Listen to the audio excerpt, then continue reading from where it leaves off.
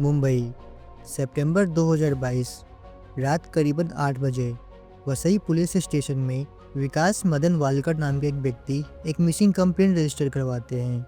वो बताते हैं कि लगभग 3 महीने से उनकी बेटी लापता है। इवन उसका फ़ोन भी स्विच ऑफ आ रहा है और वो किसी भी तरीके से अपनी बेटी से कांटेक्ट नहीं कर पा रहे हैं। मुंबई पुलिस ने जब इस केस पर इन्वेस्टिगेशन करा, तब उन्हें श्रद्धा का कनेक्शन अफ्ताब नाम के एक लड़के से होने के बारे में पता चला। और जब इस केस को और डीपली इन्वेस्टिगेट किया गया तो ये पता चलता है कि श्रद्धा की मौत तो लगभग 3 महीने पहले ही हो चुकी है और बड़ी बेरहम तरीके से उसकी बॉडी को पीसेस में काट करके साउथ दिल्ली के छतरपुर एरिया के जंगलों में फेंक दिया गया है। Now, on to the latest into the probe in the Shraddha murder case. Delhi police suspect that Shraddha's severed head may have been thrown into a pond next to the Mehrauli forest. So today, the Delhi police tried to empty out the pond and look for the remains. However, the process was soon abandoned as the pond had too much water and the task of pumping out the water was looking difficult. आखिर कौन थी श्रद्धा Walker और क्या connection रहा होगा उसका अफ्ताब के साथ? Let's discuss in this case. Hi, I am Shivam and welcome to the documentary of The Case of Shraddha Walkar. साल 2018, वसई, मुंबई। 27 साल की श्रद्धा वालकर की मुलाकात एक डेटिंग ऐप के थ्रू 28 साल के अफ्ताब आमीन पूनावाला से हुई। स्टार्टिंग में तो इनकी बातचीत सिर्फ चैट तक ही सीमित थी, लेकिन जब 2019 में श्रद्धा एक एमएनसी कंपनी में एक कॉल सेंटर के जॉब के लिए वसई से मलाड शिफ्ट होती है, तब उसकी मुलाकात उसी सेम कॉल सेंटर में काम कर रहे अफ्ताब से हुई। और कुछ ही समय में एक दूसरे के साथ काम करने के बाद ये दोनों एक दूसरे को डेट करने लगे। मुंबई जैसे शहर में इंडिविजुअली रूम रेंट पर लेकर के रहना इन दोनों को काफ़ी कॉस्टली पड़ रहा था, इसलिए ये लोग लिव इन में रहने का डिसाइड करते हैं। इसलिए नवंबर 2019 में श्रद्धा अफ्ताब के साथ एक फेक मैरिज सर्टिफिकेट बनवा करके मुंबई के नए गांव के एक एरिया के अपार्टमेंट के एक रूम को रेंट पर लेकर के रहने लगते हैं। दोनों का रिश्ता फिजिकल हो चुका था और अब ऐसी कोई चीज़ बची भी नहीं थी जिसे अब उन दोनों के बीच में छुपाया जा सके। इसलिए करीबन 1 साल तक लिव इन में रहने के बाद श्रद्धा अफ्ताब से शादी करने के लिए कहती है। लेकिन जब इधर श्रद्धा के पेरेंट्स को उसके अफेयर और लिव इन में रहने के बारे में जब पता चलता है, तब वो लोग इस चीज़ को अपोज करते हैं। वो अपनी बेटी को समझाते हैं कि ये एक इंटर रिलीजन मैरिज होगा जिसे कोई भी एक्सेप्ट नहीं करेगा, इवन उसके माता और पिता भी नहीं। लेकिन किसी भी हाल में श्रद्धा अफ्ताब से ही शादी करना चाह रही थी और इसी चीज़ को लेकर के वो अपने पेरेंट्स से झगड़ा करके अपने बॉयफ्रेंड के पास लौट आती है। लेकिन इस चीज़ को लेकर के अब श्रद्धा के पेरेंट्स ने अपनी बेटी से बात करना बंद कर दिया था और अब इधर अफ्ताब का भी बिहेवियर काफ़ी ड्रास्टिक चेंज होने लगा। जैसे श्रद्धा के साथ रिलेशनशिप में होने के बावजूद भी अफ्ताब कंटिन्यूसली डेटिंग ऐप्स को यूज़ करता और मल्टीपल लड़कियों से बात करता। अफ्ताब ने कॉल सेंटर पे जॉब करना भी छोड़ दिया था, जिस वजह से अब घर की सारी ग्रोसरीज और ईएमआई का खर्चा श्रद्धा को ही पे करना पड़ रहा था। श्रद्धा बार बार उसे शादी करने के लिए पूछती, लेकिन अफ्ताब कभी भी उस चीज़ का क्लियर आंसर नहीं देता। इसलिए साल 2020 तक इन दोनों के बीच का टेंशन इस कदर फैल चुका था कि अब अफ्ताब श्रद्धा को फिजिकली हार्म भी करने लगा। इवन अफ्ताब श्रद्धा को ये धमकी भी देता है कि वो उसे जान से मार डालेगा और उसकी बॉडी को पीसेस में काट करके फेंक देगा। लेकिन हर बार अफ्ताब झगड़े के लास्ट में श्रद्धा से माफ़ी मांग लेता और श्रद्धा उसे माफ़ भी कर देती। और इसी बीच साल 2020 में कोविड के दौरान श्रद्धा की मां का डेथ हो जाता है। श्रद्धा अपनी मां के अंतिम संस्कार में जाती तो है, लेकिन वहां पर भी उसके फादर उससे बात नहीं करते, क्योंकि श्रद्धा के फादर विकास वालकर को उसके दोस्तों के जरिए पता चल चुका था कि अफ्ताब उसे फिजिकली असॉल्ट कर रहा है, जिसके बावजूद भी श्रद्धा अपने बॉयफ्रेंड के साथ कंटिन्यू रहना चाहती है। अब इधर अफ्ताब की तरफ से हो रहे लगातार अब्यूज़ के बाद फाइनली 23 नवंबर 2020 को श्रद्धा अपने बॉयफ्रेंड के अगेंस्ट एक कंप्लेंट रजिस्टर करवाती है, जिसमें वो ये लिखती है कि किस तरीके से अफ्ताब ने उसका गला दबा करके उसे जान से मारने की कोशिश करी, कैसे यह असॉल्ट उसके साथ लगातार 6 महीने से किया जा रहा है। और उसमें यह भी मेंशन किया गया था कि इन फ्यूचर अगर उसके साथ कोई फिजिकल डैमेज होता है तो उन सभी का जिम्मेदार सिर्फ और सिर्फ अफ्ताब ही होगा। इस असॉल्ट के बाद श्रद्धा कुछ दिनों के लिए अफ्ताब से सेपरेट हो तो जाती है, लेकिन कुछ ही समय के बाद उसके तरफ से माफ़ी मांगने के बाद फिर से ये दोनों आपस में साथ रहने लगते हैं। अब मई 2022, श्रद्धा वालकर और आफ्ताब पुणेवाला ये डिसाइड करते हैं कि वो लोग मुंबई को छोड़ करके दिल्ली में शिफ्ट हो जाएंगे। इसलिए 15 मई 2022 को एलिजेडली आफ्ताब और श्रद्धा साउथ दिल्ली के छतरपुर एरिया में एक रूम को रेंट पे लेकर के रहने लगते हैं।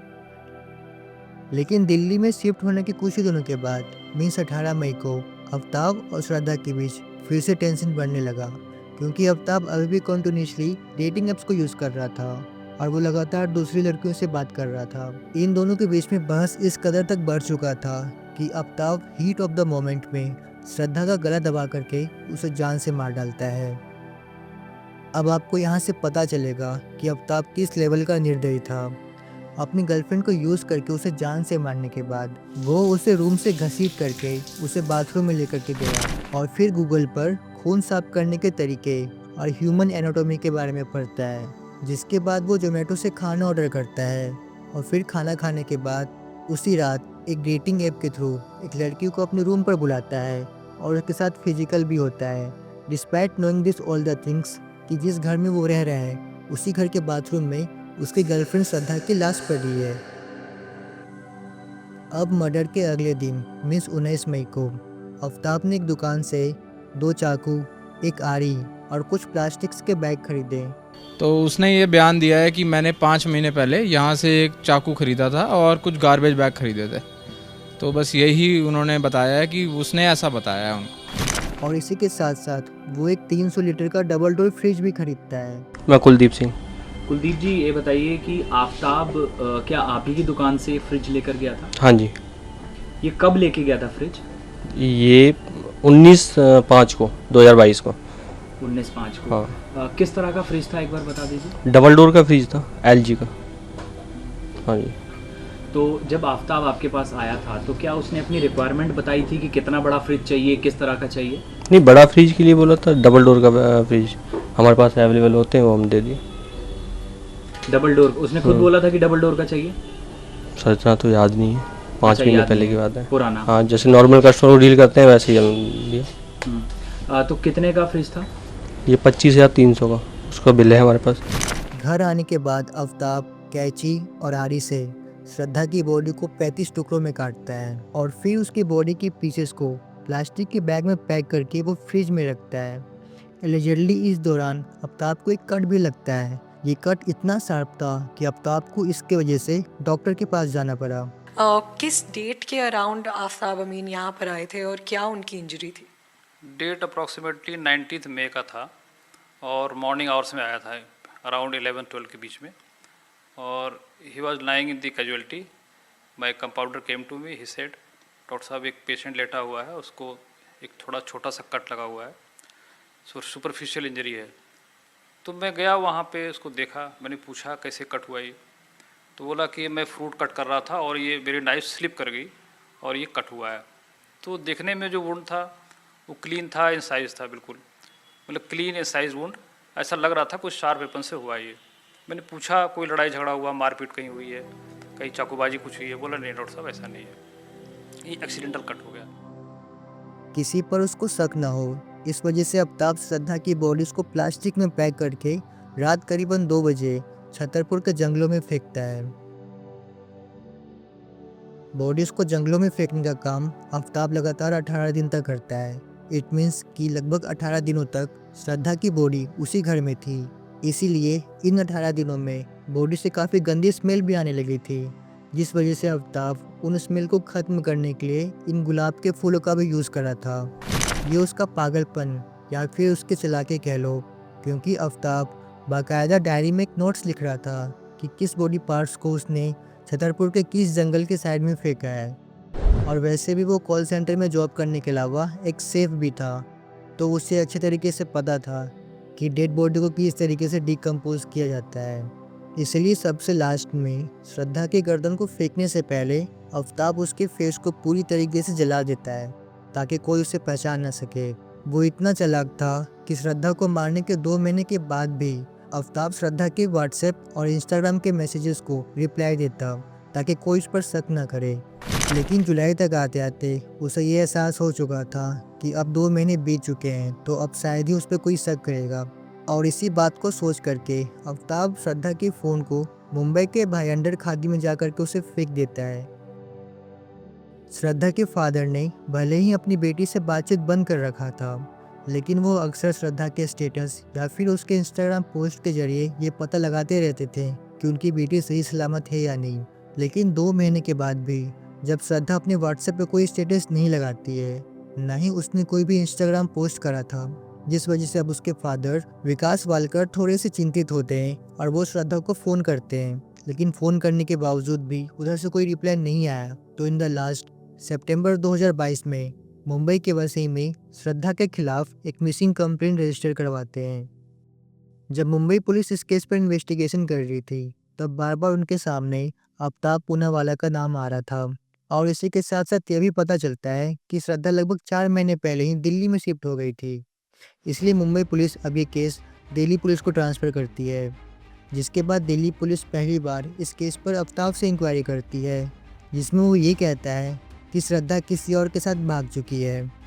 दिल्ली पुलिस उस पर विश्वास करके उसे छोड़ देती है, बट स्टिल दिल्ली पुलिस को अभी भी श्रद्धा की तलाश थी। इसलिए 2 महीनों के बाद मीन्स 12 नवंबर 2022 को दिल्ली पुलिस की तरफ से जब दोबारा आफ्ताब से थोड़ी सी सख्ती से पूछताछ किया गया, तो आफ्ताब बड़ी ही शांत तरीके से ये कन्फेस कर लेता है कि उसे ने श्रद्धा को जान से मार डाला है और उसकी बॉडी को पीसेस में काटकर छतरपुर के जंगलों में फेंक दिया है। पुलिस तुरंत ही आफ्ताब और डॉग स्क्वाड को लेकर के उस लोकेशन पर पहुंचती है।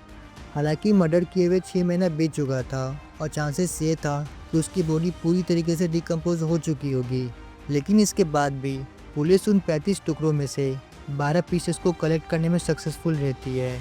और जब उन बॉडी पार्ट्स को श्रद्धा के डीएनए से मैच किया गया, तो ये कंफर्म हो चुका था कि वो बॉडी पार्ट्स श्रद्धा वालकर की ही है। आफ्ताब को हमने 2 बार बुलाया था, उसको इनिशियली पूछताछ किया था, सेकंड टाइम बुलाया तो उसका स्टेटमेंट रिकॉर्ड किया था। जो स्टेटमेंट दिया था उसने, मतलब जो प्रीलिमिनरी इंक्वायरी किया था, उसके बाद में उसको जब स्टेटमेंट रिकॉर्ड किया था, उसके हर टाइम उसका स्टेटमेंट में उसको वेरिएशन था, विसंगति था। नहीं, आफ्ताब के मम्मी पापा गए, वो अभी लोग बोल रहे हैं, लेकिन हमारे संदर्भ में जो बैंक डिटेल्स हमने निकाला है उसमें 1-2-3 बार पैसा निकाला है। बैंक डिटेल्स के हिसाब से 18 तारीख को 50,000 उसने निकाला है, मतलब हाँ 18 मई को 50,000 विड्रा हुआ है, उसके बाद में 5,000 6,000 से 2-3 बार विड्रा हुआ है उसका अकाउंट। ये श्रद्धा और वो आफ्ताब दोनों का मोबाइल में एनालिसिस किया था, मोबाइल का तांत्रिक विश्लेषण किया था, बैंक डिटेल्स दिया था, जो नाडर है उसका स्टेटमेंट रिकॉर्ड किया था, आफ्ताब को बुलाया था, उसका स्टेटमेंट रिकॉर्ड किया था। ये जो सारी चीज़ सामने हमारे आई है, और जब हमें लगा कि विसंगति उसमें है, पैसा विड्रा हुआ है, जो मोबाइल 2.5-3 महीने से मोबाइल बंद है, वो हिसाब से हमें किधर ना किधर हमें डाउट लग रहा। इन्वेस्टिगेशन में आफ्ताब ये कहता है कि उसने श्रद्धा को जान से मारने का प्लान पहले ही बना लिया था और इस चीज़ का इंस्पिरेशन उसने डेक्स्टर नाम के एक हॉलीवुड मूवी से लिया था। इन्वेस्टिगेशन में आगे वो ये कहता है कि श्रद्धा को जान से मारने के बाद वो उसके अकाउंट से खुद के अकाउंट में 54,000 रुपये ट्रांसफ़र करता है और फिर उन्हीं पैसों से वो डबल डोर फ्रिज खरीदता है, जिसमें उसने श्रद्धा की बॉडी को स्टोर करा था। फिलहाल ये केस ऑनगोइंग है, पर ये देखकर बुरा लगता है कि किसी केस को सॉल्व करने में कोर्ट की तरफ से सिर्फ 2 महीने लगते हैं, तो कोई केस 2 साल तक पेंडिंग में पड़ा रहता है। विकास मदन वालकर एक ऐसा बाप जिसने अपनी बेटी को न्याय दिलवाने के लिए न जाने क्या क्या सेक्रीफाइस किया, और इसी आस में कि उसकी बेटी को इंसाफ मिलेगा, वो 9 फरवरी 2025 में कार्डिक अटैक के आने की वजह से अपनी जान दे देते हैं। श्रद्धा वालकर का कातिल अभी भी तिहाड़ जेल में रोटियां तोड़ रहा है, पर ये उम्मीद है कि किसी न किसी एक दिन आफ्ताब को उसके कर्मों की सज़ा ज़रूर मिलेगी। सो टिल नाउ इस वीडियो में इतना ही, and if you are still watching this video then thank you so much. Please do subscribe this channel for more upcoming contents like this. Till then, be healthy and be safe. Thank you.